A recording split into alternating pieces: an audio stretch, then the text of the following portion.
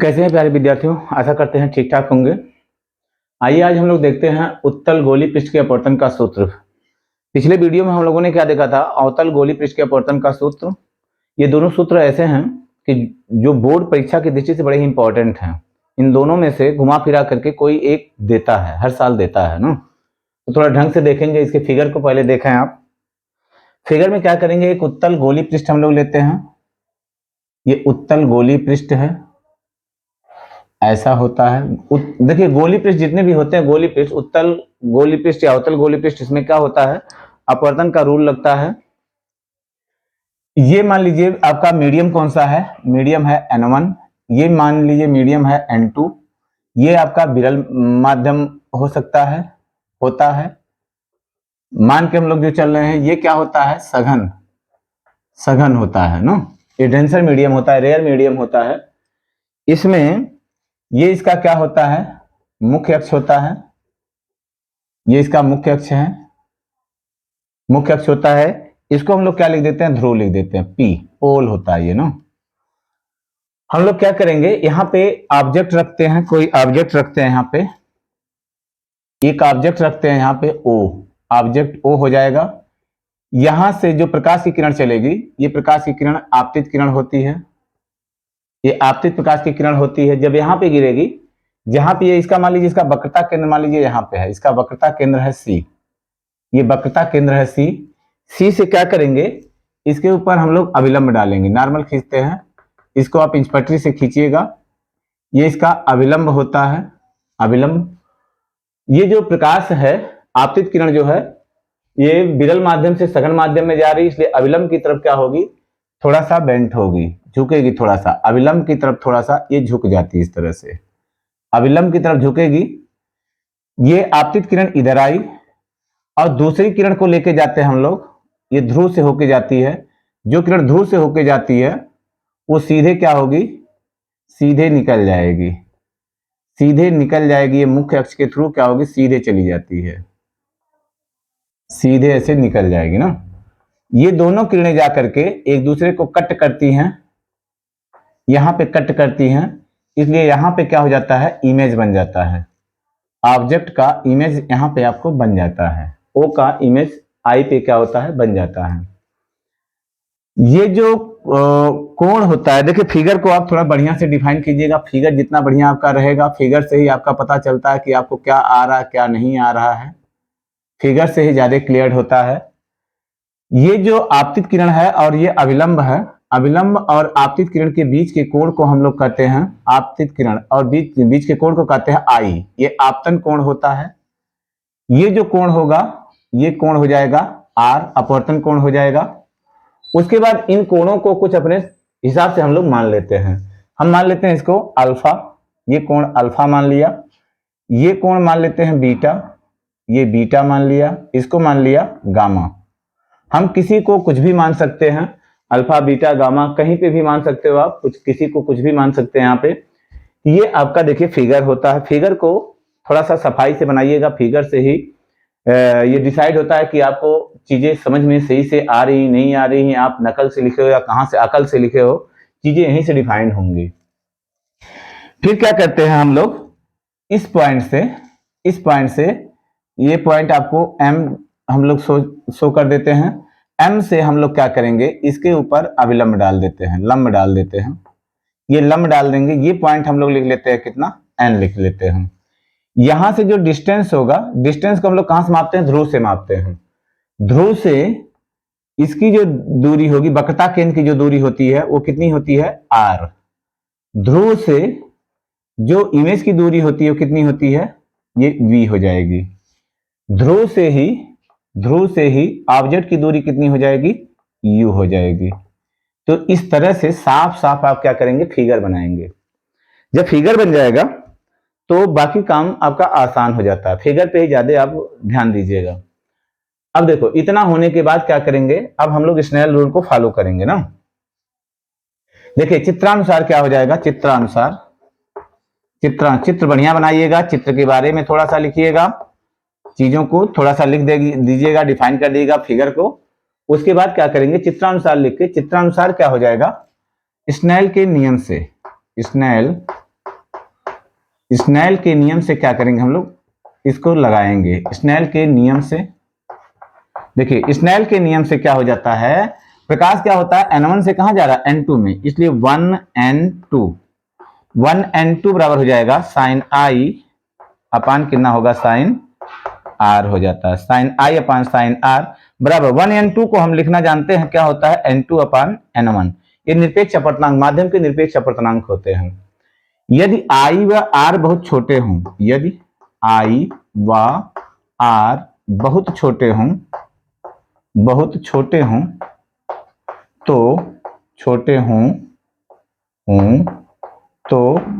तो हम लोग क्या कर सकते हैं, I equal to sine I equal to लिख सकते हैं, साइन आई इक्वल टू कितना लिख सकते हैं, आई।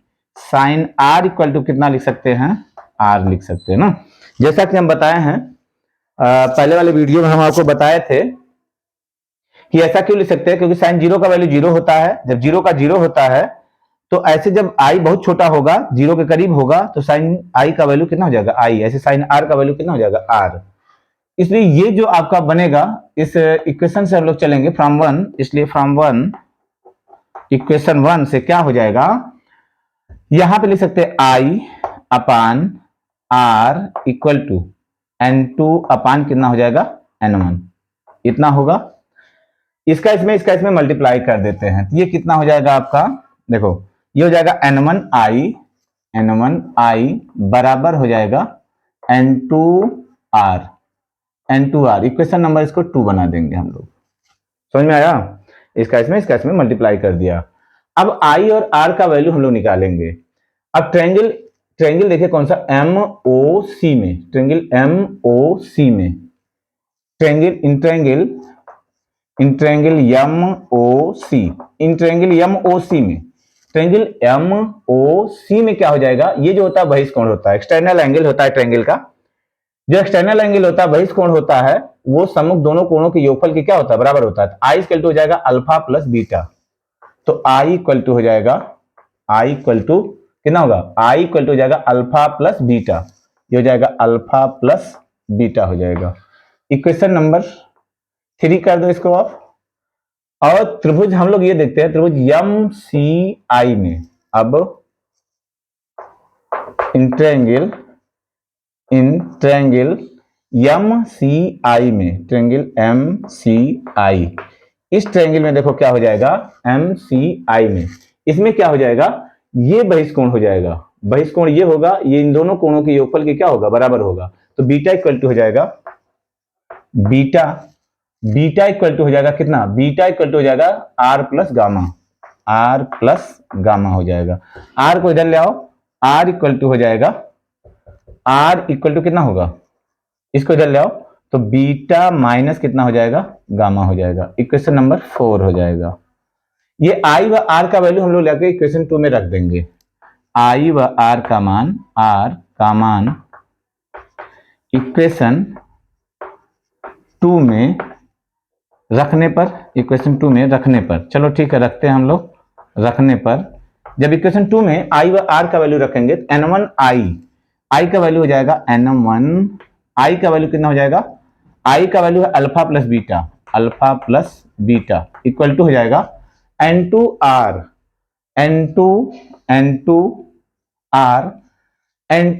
का वैल्यू कितना हो जाएगा, देखो n2r, इसका वैल्यू कितना हो जाएगा, r का वैल्यू हो जाएगा beta minus gamma, beta minus कितना हो जाएगा, गामा हो जाता है, ये बीटा माइनस गामा होगा ये।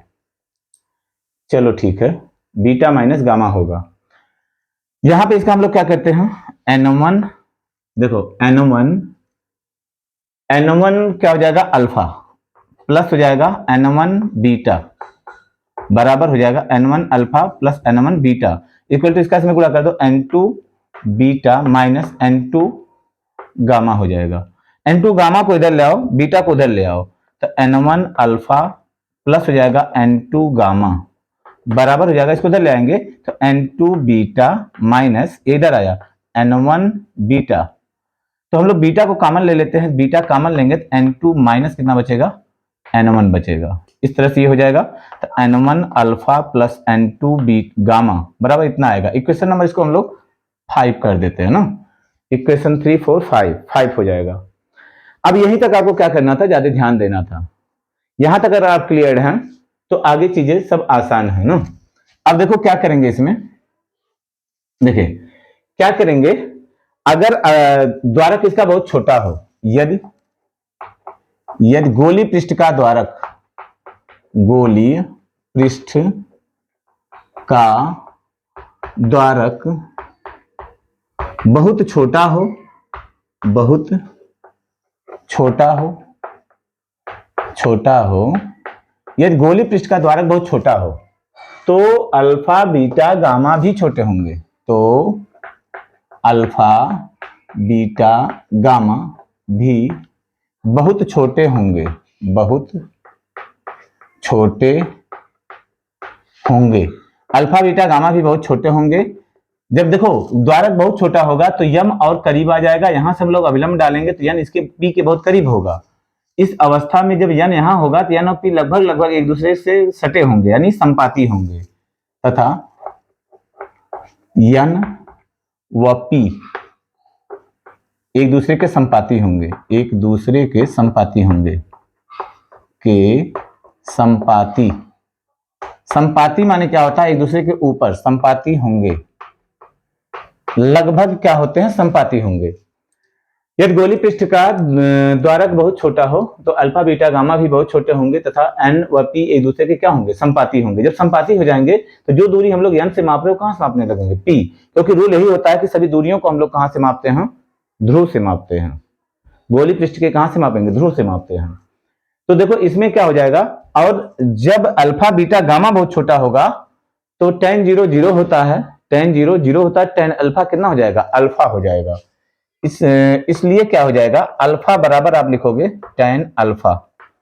tan अल्फा इस डिस्टेंस को हम लोग h मान लेते हैं, h। tan अल्फा बराबर हो जाएगा लंब बटे आधार। लंब कितना है, h, आधार कितना है, ON, ON बराबर h बटे ON। ON को हम लोग क्या लिख सकते हैं, OP। h बटे कितना हो जाएगा, OP। अब OP यानी PO को हम लोग क्या लिखेंगे, U है तो ये क्या हो जाएगा, इधर नाप रहे हैं हम लोग माइनस U, माइनस को हम लोग क्या करते हैं, ऊपर कर देते हैं, ये हो जाएगा U। यहां से माइनस हम लोग क्या कर दिए, ऊपर कर दिए। ये अल्फा का वैल्यू निकल जाएगा। बीटा का वैल्यू कितना हो जाएगा, बीटा इक्वल टू हो जाएगा tan beta. tan beta, tan beta बराबर भी क्या हो जाएगा, लंब बटे आधार, लंब H आधार NC। तो H बटे कितना हो जाएगा, NC। जो N से नाप रहे हैं हम लोग क्या हो जाएगा, ये P से हो जाएगा, PC हो जाएगा। तो H बटे कितना हो जाएगा, PC। अब PC को क्या लिखेंगे, PC। देखो ये वाली दूरी हम लोग क्या कर रहे हैं, ऑप्टिक की दिशा में नाप रहे हैं, इसलिए क्या हो जाएगा, ये R पॉजिटिव चिन्ह के साथ होगा। H अपान कितना हो जाएगा, R। बात समझ में आया इतना। उसके बाद क्या करेंगे हम लोग, tan गामा का वैल्यू निकालेंगे। गामा इक्वल टू हो जाएगा tan गामा। tan गामा अब इस त्रिभुज में देखेंगे, tan गामा इक्वल टू हो जाएगा लंब बटे NI, यानी H बटे NI हो जाएगा, NI को क्या लिख देंगे, PI। तो H बटे कितना हो जाएगा, PI।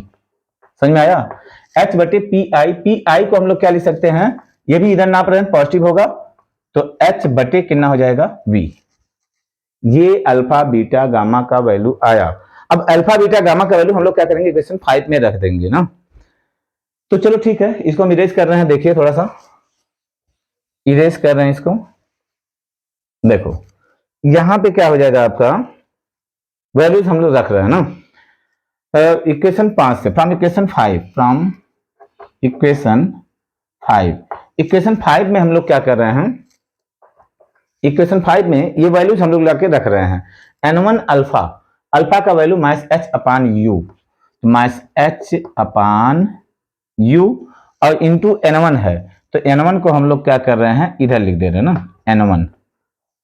फिर प्लस है तो प्लस लगाया, n2 को लिखा और गामा का वैल्यू कितना है, h अपान v बराबर n2 minus n1 into beta का वैल्यू कितना है, बीटा का वैल्यू एच अपान आर, तो यहाँ पे लिख देंगे एच अपान आर। अब देखो एच यहाँ भी है, एच यहाँ भी है, एच यहाँ भी है, कॉमन लेके हम लोग काट देंगे, तो बचेगा कितना, minus n1 upon u plus n2 upon v बराबर n2 माइनस n1 अपान कितना हो जाएगा, r हो जाएगा। या इसको पहले लिख दो, या इसको हम लोग लिख सकते हैं n2 upon v minus n1 upon u बराबर n2 माइनस n1 अपान कितना हो जाएगा, r। ये क्या बनेगा, आपका मेन फार्मूला यही बनेगा। अवतल पृष्ठ के लिए भी यही फार्मूला हम लोगों ने लगाया था, निकाला था ना। अवतल पृष्ठ के लिए भी यही फार्मूला निकला था, उत्तल पृष्ठ के लिए भी यही फार्मूला निकला। तो इसको ध्यान रखेंगे, बोर्ड परीक्षा की दृष्टि से बड़ा इंपॉर्टेंट है। एक चीज और इसमें देख लेते हैं हम लोग थोड़ा सा, इसको भी हम इरेज कर रहे हैं। देखो क्या करेंगे, देखो आगे क्या करेंगे हम लोग, हम बताए थे कि n1 इसमें से क्या करेंगे, कॉमन लेंगे। जब कॉमन लेंगे, जिसको कॉमन लेते हैं उसी से भाग होता है। हम लोग क्या करेंगे, अब इसमें से n1 को कॉमन लेते हैं। जब n1 को कॉमन लेंगे यहां से, तो यहाँ n2 अपान n1 हो जाएगा, n2 अपान n1 माइनस, या n2 अपान n1 अपान कितना हो जाएगा, v अपान हो जाएगा v माइनस n1। अब देखो n2 में जब हम लोग n1 से भाग किए, n1 में भी n1 से भाग करेंगे, कितना हो जाएगा, 1। n1 को कॉमन लिया है ना, जिसको कॉमन लेते हैं उसी से भाग करते हैं, n2 अपान n1, यहाँ n1 बटे n1 हो जाएगा, कट जाएगा, तो बचेगा कितना, 1 अपान u बराबर, यहाँ भी n1 को हम लोग निकाले हैं, n1 को निकाले हैं, तो कितना बच जाएगा, कितना बचेगा, n1 को निकाला, जब n1 को निकाला तो n2 अपान n1 आएगा, यहाँ पे n2 अपान n1 माइनस 1 अपान कितना हो जाएगा, r। अब n1 से n1 क्या हो जाएगा, कैंसिल हो जाएगा। n2 अपान n1 को हम लोग क्या लिख सकते हैं, n लिख सकते हैं, n अपान v माइनस 1 अपान u बराबर कितना हो जाएगा, n माइनस 1 अपान r।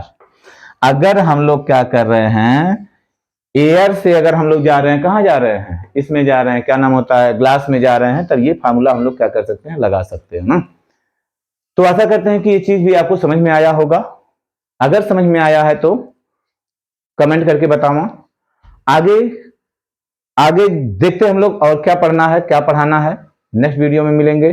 तब तक के लिए जय हिंद, जय भारत।